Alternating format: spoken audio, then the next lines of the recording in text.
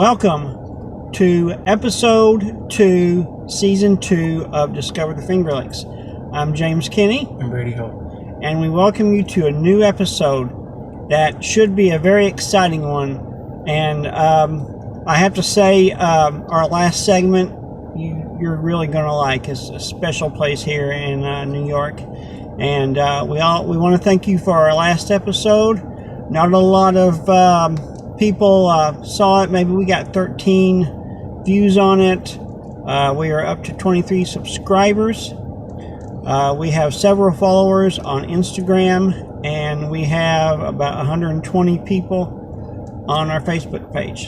So look us up on all three and like, subscribe, follow, whatever you have to do.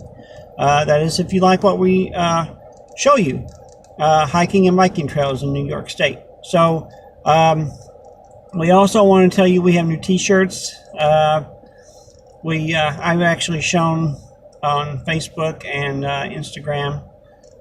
It kind of presents who we are and what we do. Brady likes them, don't you? Brady likes them, and so we're able to do this and show, do some advertising for what we do. Now, we're going to start off this episode with the Erie Canal Trail. We continue the Erie Canal Trail. And then after that, we take you to a preserve called Kraai Preserve. And finally, which was requested by Bruce Johnson, I believe. He requested this last segment, which is Sonnenberg Gardens.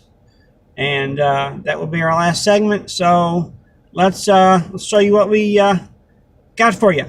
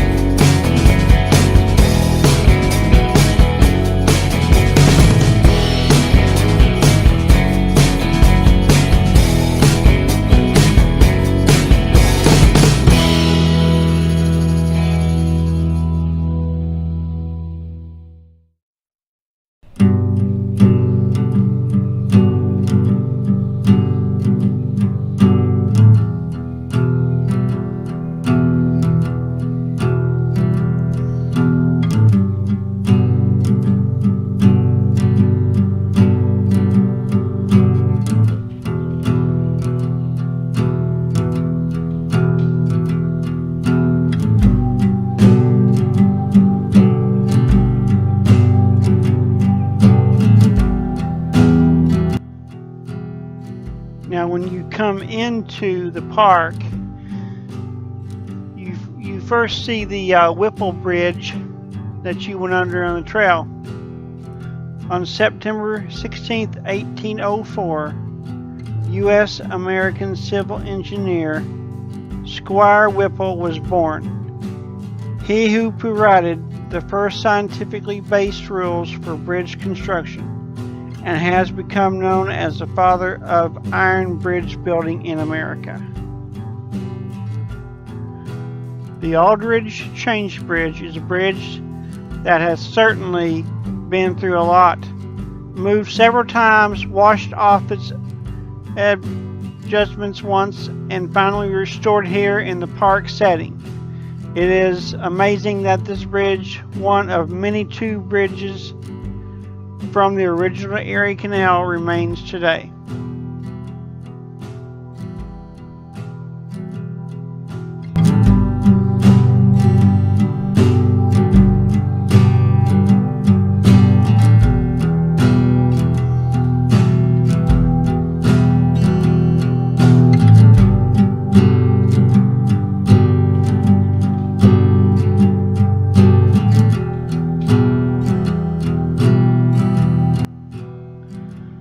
The Palmyra Macedon Aqueduct has worn the years well, judging from the engineer's drawings below. The arched towpath, still completely intact, spans Canandaigua Creek, as it has for almost 150 years. While the massive stone piers that once supported a giant wooden trough containing a canal stand nearby. Originally named the Upper Mud Creek Aqueduct, it was designed in 1856 and built in 1858 by Thomas Richmond during the first enlargement of the Erie Canal.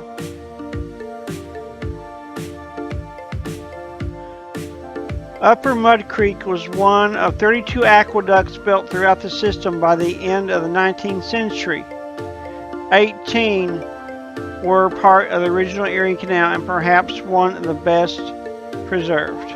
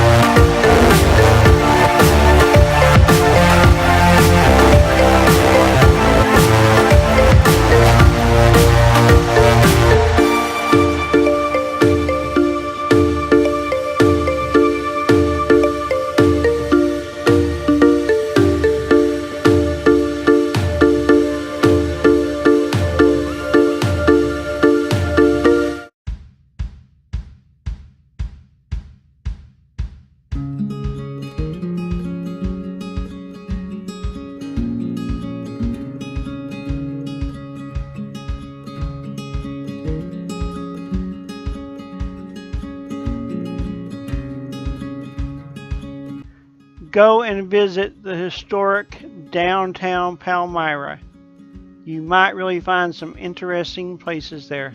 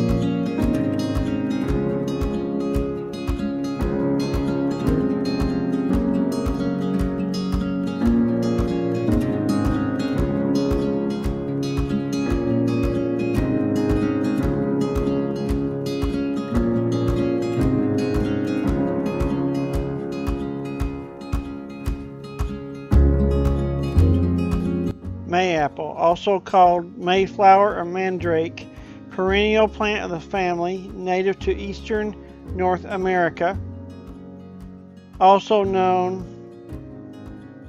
to be in rich soil.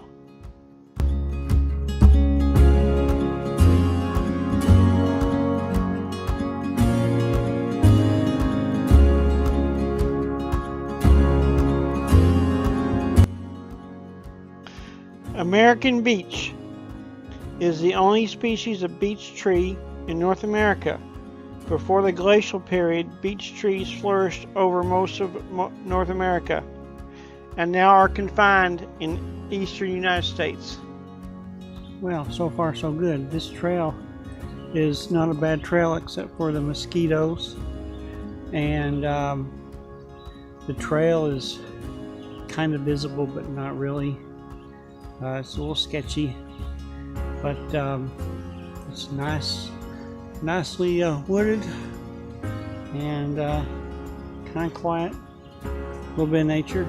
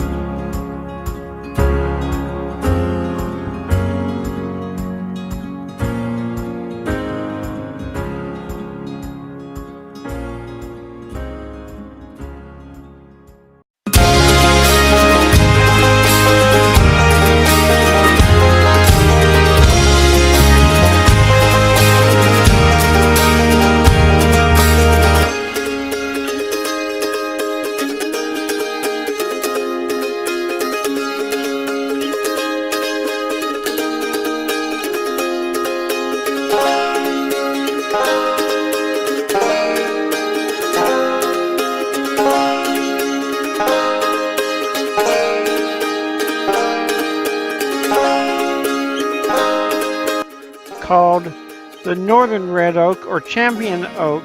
It is an oak in the red oak group. It is a native of North America in the eastern and central United States.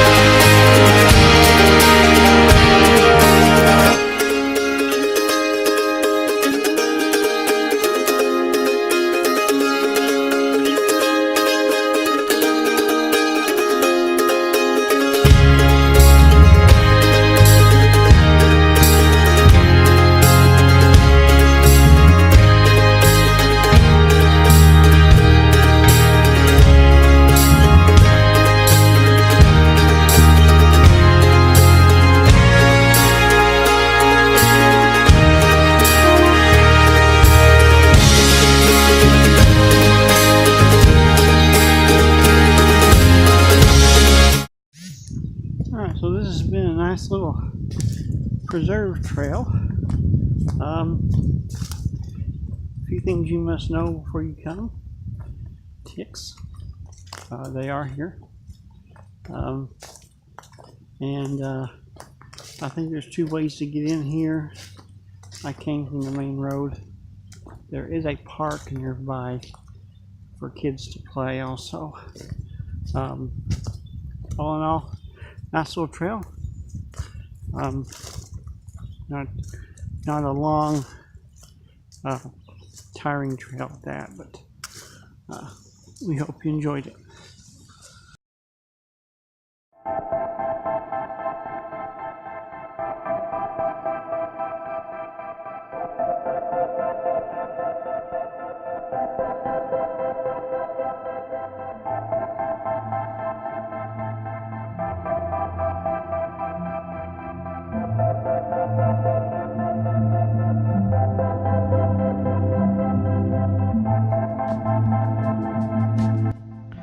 Sonnenberg Gardens in Mansion State Historic Park is one of the most extensively preserved country estates from the Victorian era. This 50-acre site features beautiful formal and informal gardens, a historic mansion, the Lord and Burnham Greenhouse Complex, and beautiful views of Canandaigua Lake. There's also the Finger Lakes Wine Center for you to enjoy.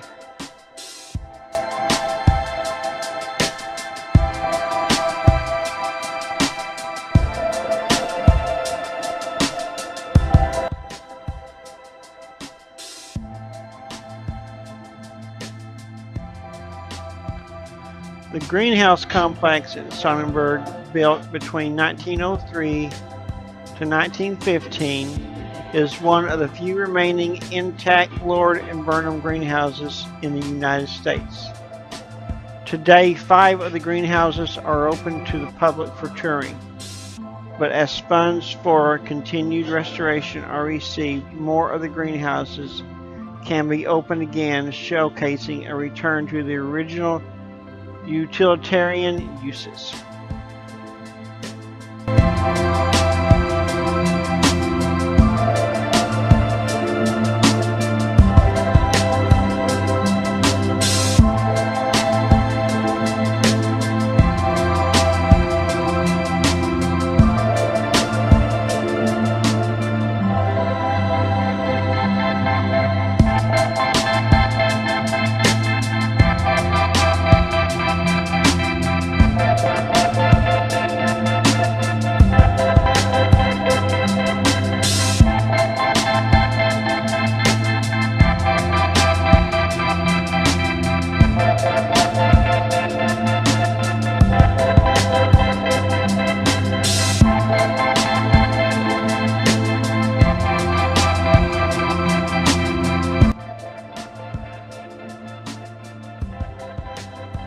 In 1906, Miss Thompson, the owner of the estate, had this garden with its detailed landscape reminiscent of mountainous Japan, fashioned from a smooth lawn by a Japanese landscape designer and his team of workers.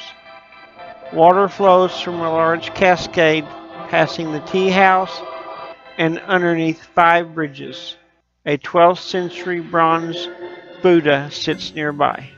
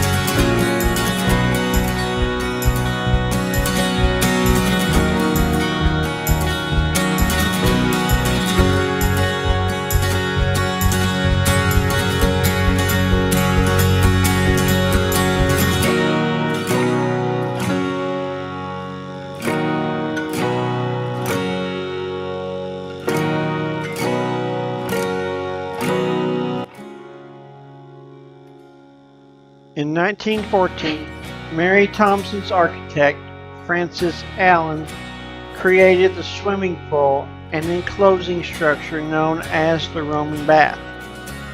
The pool originally had turquoise English tile lining it. Dressing rooms and restrooms surrounded it for the convenience of bathers. The adjacent square brick building next door was the boiler house, where water from Canandaigua Lake was filtered and heated for the pool.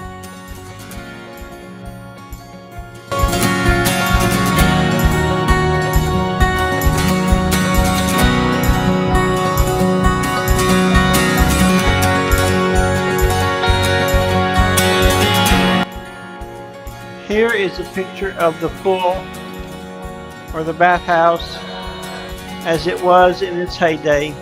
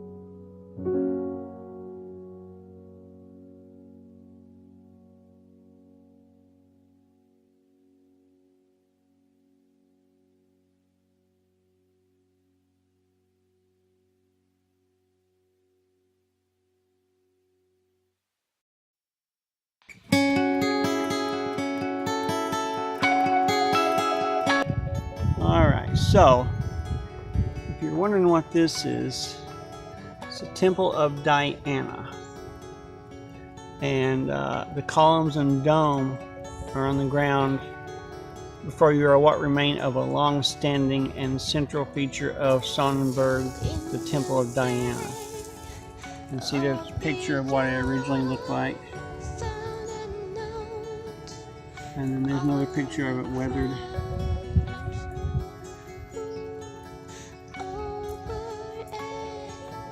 It was completed in 1912. And this is what it is today.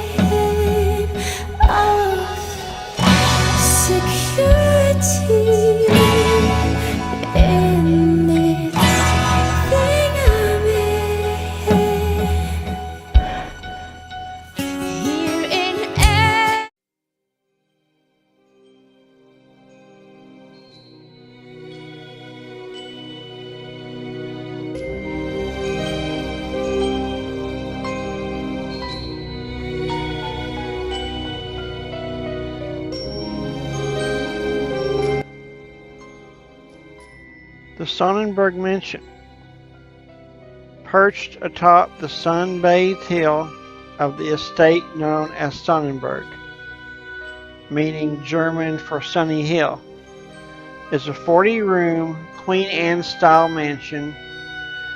New York City bank financier Frederick Ferris Thompson and his wife Mary Clark Thompson, the daughter of New York State Governor Myron Hawley Clark, purchased the property in 1863 when it featured just a brick farmhouse on 14 acres.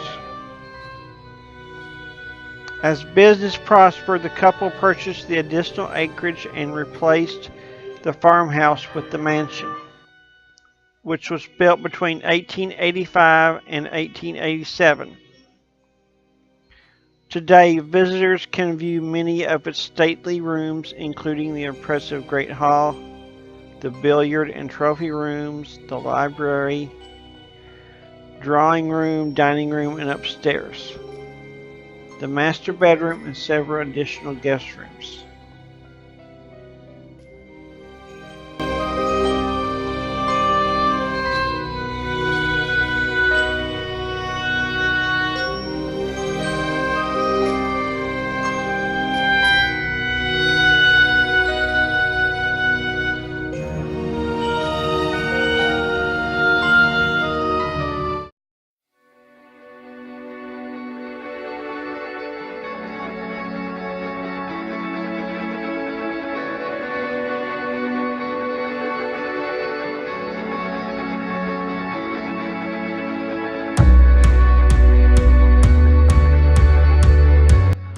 One of the most interesting things to see here is the rock garden. It is the largest garden completed here. Was once 3 separate adjoining gardens. The rustic summer house of the rock garden has the original climbing hydrangea that winds along the stair to the open lookout deck above. Its northern extension with a winding path that traverses a limestone canyon was once called the Wild Garden. The former Lily Garden, added last, features a water cascade fed by geysers and springs and a series of pools below.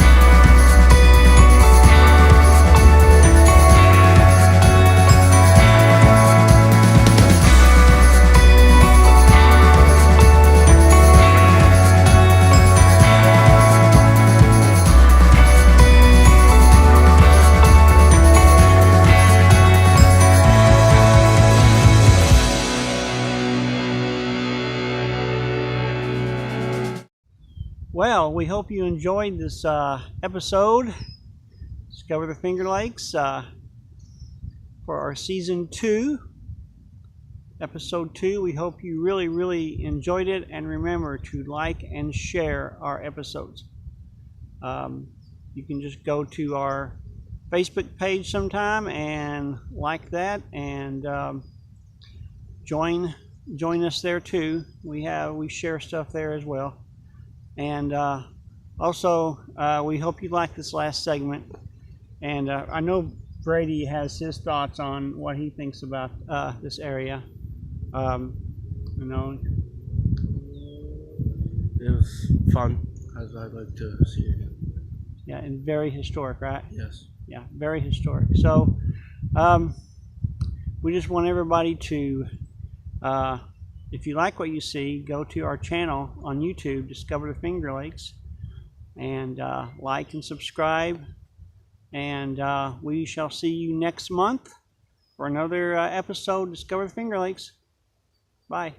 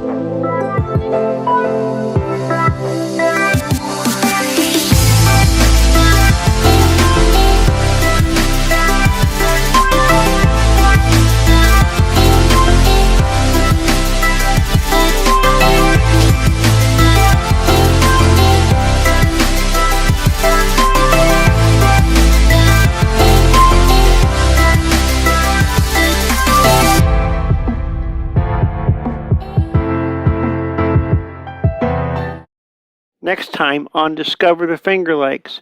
We take you to a trail near Fairport called Indian Hill. Then we go to a place near Naples, New York called Clark Gully.